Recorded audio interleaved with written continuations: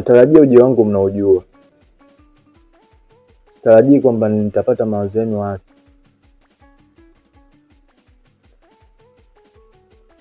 Nashukuru kwamba mmekuja, ile jambo nilowaita mmekuja, cha kwanza nakubaliana na hilo. Ila nasikitika kuwa mkinijibu hasi, nataka majibu yenu yawe chanya. Ninachomaanisha mimi, ujio wangu mimi hapa na kuitisha kikao kuhusu mzigo. Ni mzigo ina gani ambao unazungumzia wewe? Kwa hiyo nitakuniambia kwamba wewe mzigo hujui ninaozungumzia, mpaka napigia simu tunazungumza kwamba tukutane sehemu fulani, kwamba wewe kuelewa mzigo gani? Na nakumbuka kwenye simu uliitisha tu kikao tukutane sisi na wewe, lakini hatukuongea kuhusu mzigo wote. Ndio maana nikaamua kukuuliza. Au unasemaje ndugu yangu? Kabisa. Sio vibaya kuuliza. Kwa nahitaji kujua huo mzigo ni mzigo ina gani, ili tufahamu kama kuna mzigo wote ambao sisi tunajua, basi tuliziane hapa kabisa. Ndivyo. Iko hivyo. Oh. Swali zuri. Nimependa sana swali lako. Naendelea kusisitiza kwamba sitarajii kuona majibu yenu yakiwa hasi. Napenda majibu yenu yawe chanya. Nadhani sio mmeshanielewa wote wawili. Kwamba ninachomaanisha kwamba huo mzigo naozungumzia mimi ni ule ambao mtu ambaye nyinyi tuliwapa mission mkamuoa. Na mimi inaniuma sana kwa sababu kakaangu mimi anaona sifanyi kazi vizuri kwa sababu yenu. Tuingie katika pointi yenyewe. Mzigo wenyewe ni ule mtu mwenyewe, mzigo uko mfukoni.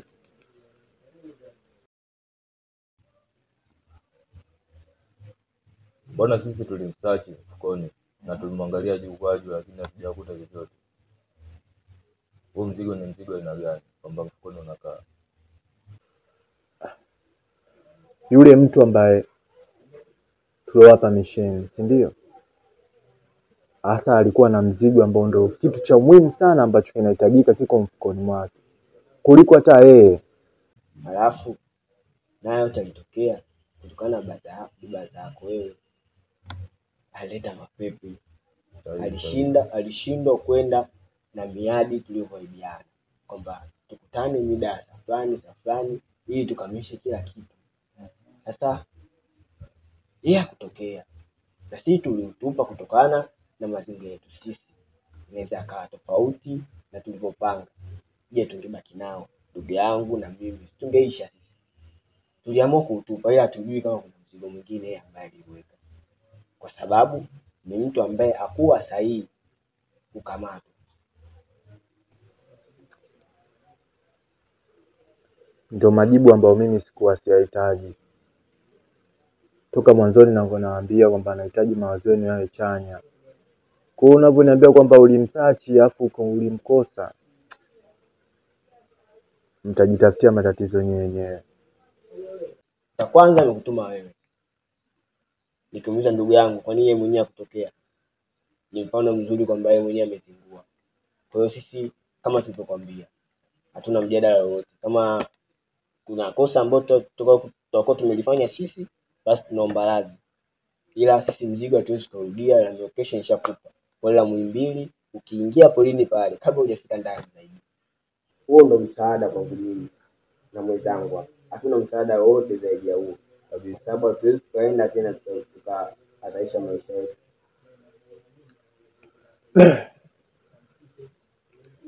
Kwa hiyo nyinyi mnampa msaada bosi alowapa kazi. Ndio maana toka mwanzoni nasisitiza, maongezi yenu yananichanganya. Huwezi mimi ukaniambia afu nimewapa kazi kwamba mimi nitoke hapa moja kwa moja niende mlipotupa mwili afu nisende na nyinyi eti mnajitoa mnanipa mimi msaada. Huo itakuwa ni uongo. Kwa sababu kitu ambacho kinahitajika ni kitu ambacho kilichokuwa mfukoni. Ni jambo la muhimu sana. na nimekuja kuongea kwa upole. Yani ningesema kwamba aje yeye mwenyewe, nahisi mpaka muda huu maongezi asingekuwa amefika muda huu. Yani Tukatishe vidogo hapo katika kuja mwenyewe, hapo ndio kitu tunahitaji kuanzia mwanzo wa kazi mpaka mwisho wa kazi ulipoisha. Siku ambayo tulompata yule mtu tukamweka ndani, kwa nini asingekuagiza wewe uje na wote mkakaa kimya na mjatokea tena tukio? Sikieni, nyie mnadhani hamjanielewa ninachomaanisha.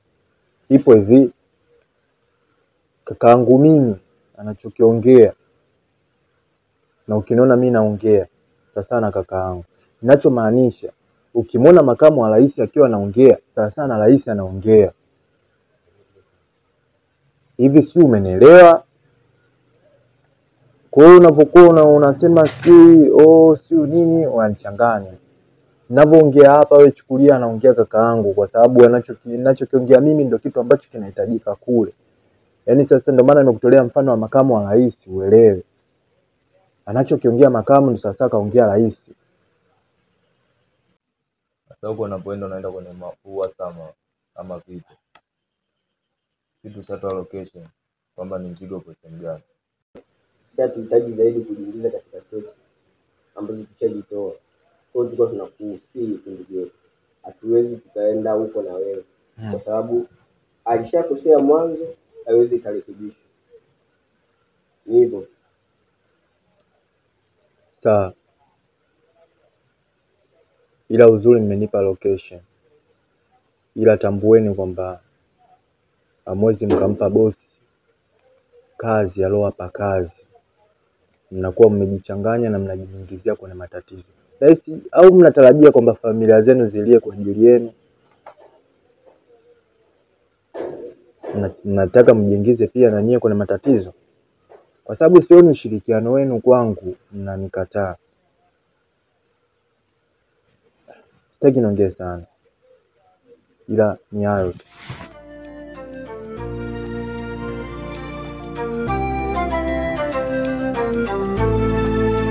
Licha ya upole wangu na madhaifu yangu japo siamini haukuwa fungu langu hivi kwa nini? Naona mmeshaanza kuwa sasa mnatawala hii nyumba kama ya kwenu.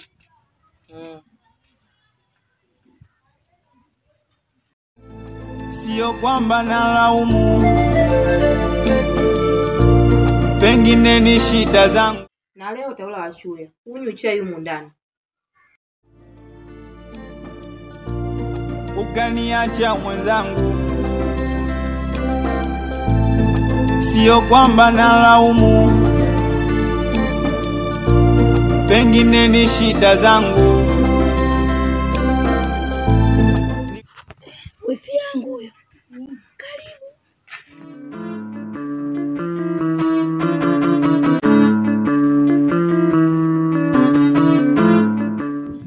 Naona mnazidi kuongeza vikosi. Haya, karibu shangazi. Si tu.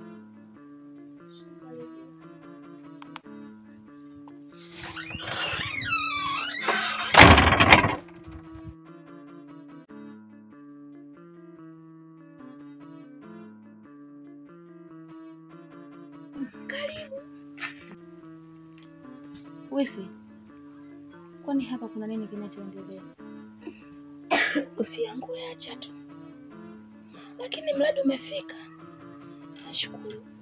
Karibu, mengine utayajua.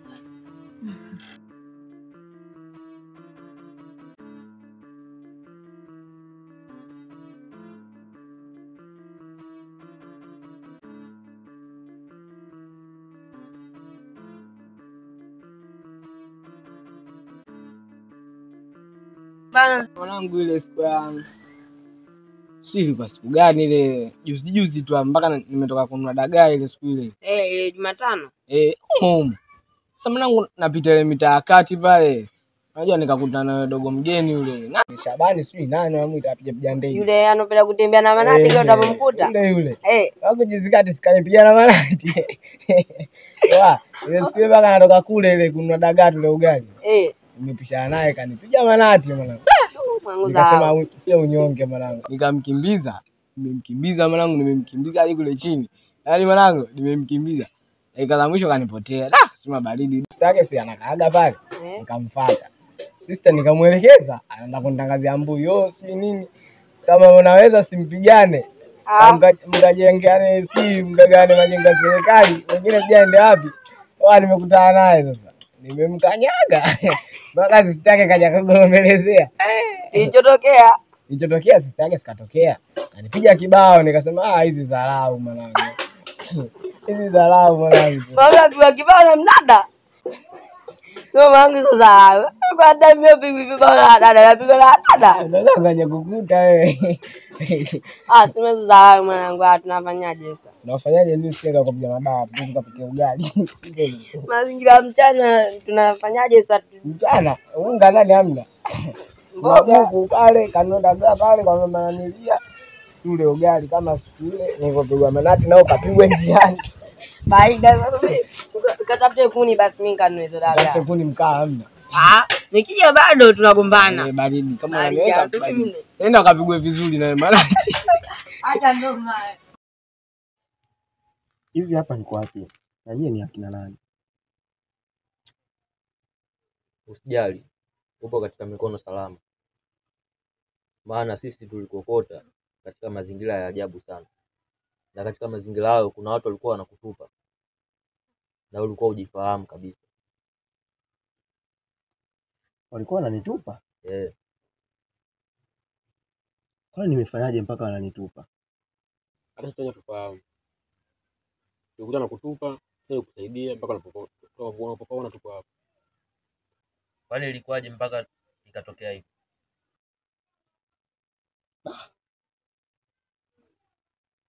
Mimi ninachokumbuka kwa kweli, nilijikuta nipo kwenye jumba moja. Kwa lugha nyepesi wanaita pagala, nyumba ambayo haijapauliwa. Kulikuwa na watu wawili ambao walifunika sura. Kuwaona sura zao, ila sauti yao nilijua kwamba kuna watu wawili, maana alikuwa anajibizana. Na baada hapo nilipigwa kibao na sikujua kinachoendelea, na najikuta nipo hapa na nyie. Lakini hapo kwa salama. Tulikokota, tumekwenda hapa na kutibia mpaka utakapokaa sawa. Utapata shughuli zako nyingine. Mtanisaidiaje kuiona familia yangu? Maana pale nyumbani mazingira ninayoacha, siamini kama mamangu nitamkuta huko salama au yupo mazingira mazuri kwa muda wote huu ambao sijamuona. Naomba msaada wenu nifike nyumbani.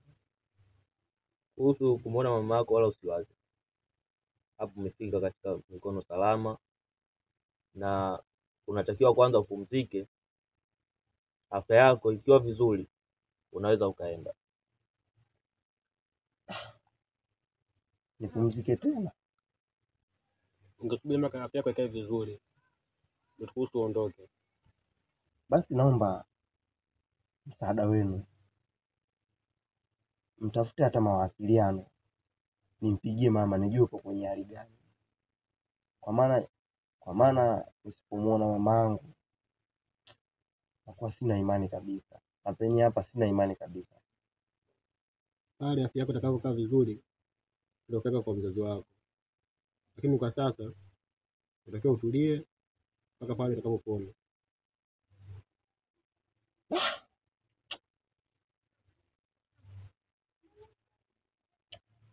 Sawa, nimewaelewa. Ila niwashukuru aidha kwa ukubwa aidha kwa udogo. Mlichokifanya ni utu mkubwa sana. Mungu awalipe na Mungu awape maisha marefu. Usiwaze, wewe ushakuwa kwa familia yetu, maana huu ni kama familia yangu na mimi ni familia yake. Kwa hiyo kuhusu nini mazingira ya kusaidiana haya ni hapo. Sawa, nashukuru sana. Wifi, kuja kwangu kote hapa jana nimepigiwa simu kuhusu mwanetu Angulile. Nasikia amepotea. Angulile kweli amepotea, haonekani. Na na wiki sasa ya pili najaribu kumtafuta kila kona, simpati. Yaani sijapata majibu yote. Au vipi mdogo wangu? Poa vipi? Safi, uko poa? Kama kaa. Nimekuita hapa nilikuwa kuna kitu nataka tuongee mara moja.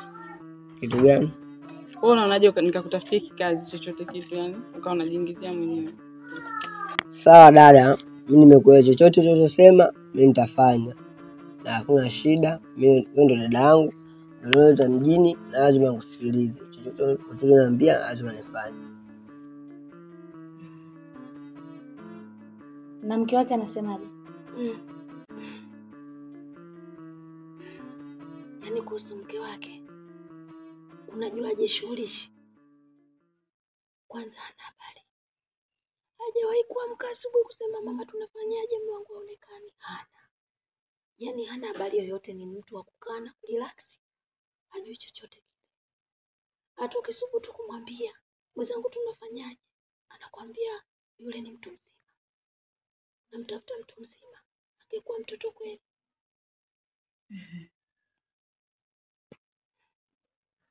Kwa hapa na Au hiyo ni sababu mwenzake kukimbia hapa nyumbani? yaani kiukweli sielewi. Nashindwa hata nimuingieje na nimuulizeje. Jana nimetoka kumtafuta mwanangu huku na kule, lakini bila mafanikio yoyote. Mwisho wa siku narudi hapa usiku na kufunga mlango, mtu aje nifungulie mlango. Kama ulivyoona nimelala kibarazani pale. Na ni vizuri nimekuja wifi yangu angalau.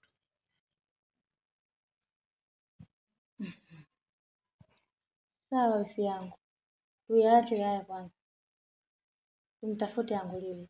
Akishapatikana Angulile tunajua tufanyeje kuhusu huyu mwanamke wake.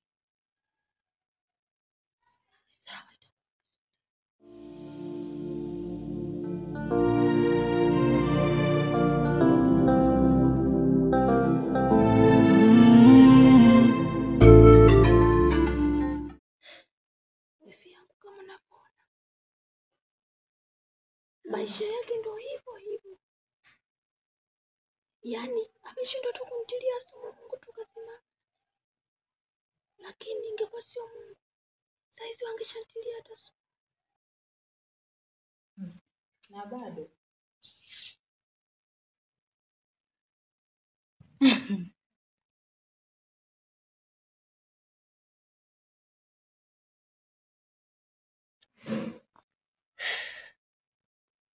unaweza kusema sijui kamwokota wapi. Hana mafunzo, hana heshima.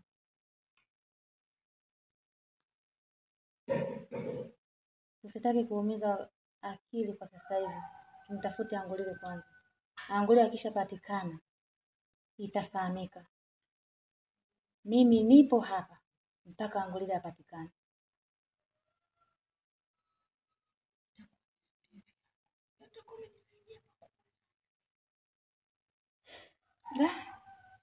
Wifi yangu, mbona sauti iko hivyo? Kulala nje wifi yangu mchezo. Jana nakwambia nimelala nje. Haja nifungulia mlango. Upepo umenipiga baridi. Naamka asubuhi sauti imekauka.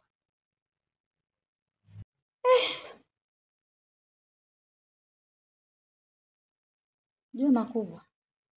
Pole sana wifi yangu. Nishapoa. Ndo dunia ilivyo.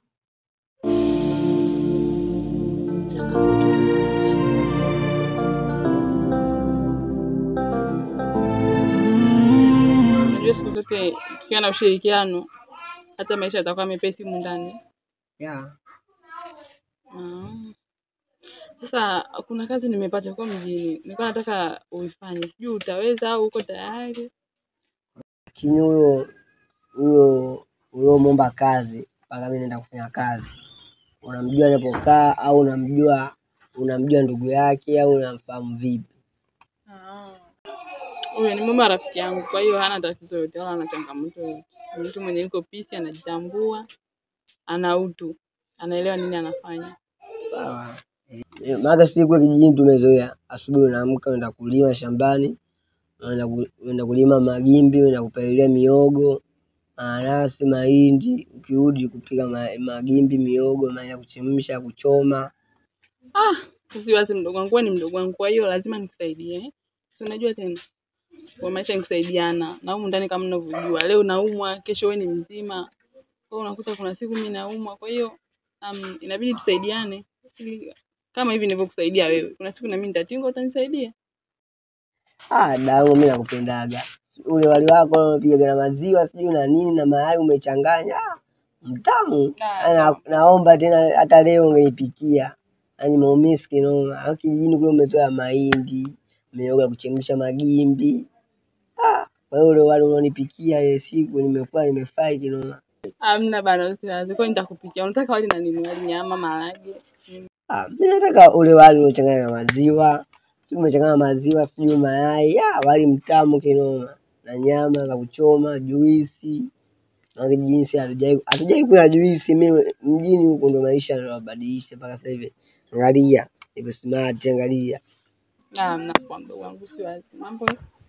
Mambo ni mazuri. Na hivi ukipata kazi, kila kitu kitakuwa safi. Nini utakuwa smart mwenyewe, utajipenda, maana utaweza kujihudumia mwenyewe. Unajua muda mwingine nashindwa kukuvesha kwa sababu ya majukumu mdogo wangu. Kwa hiyo ukianza kazi yako mwenyewe utaanza kujipenda mwenyewe, unakuwa smart kiatu nini. Yaani ukija, yaani hata ukirudi kijijini sasa, jamani kweli mtu katoka mjini. Na urudi kijijini ndugu yangu. Hamna bana.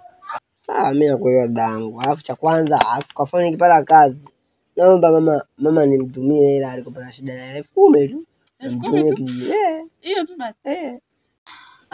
Haya mdogo wangu, usiwaze bana. Unajua unapoendelea kufanya kazi ndogo ndogo utakutana na wale mameneja kubwa. Kwa hiyo utakuwa mzoefu, yani mjini hapo pote patakuwa pako.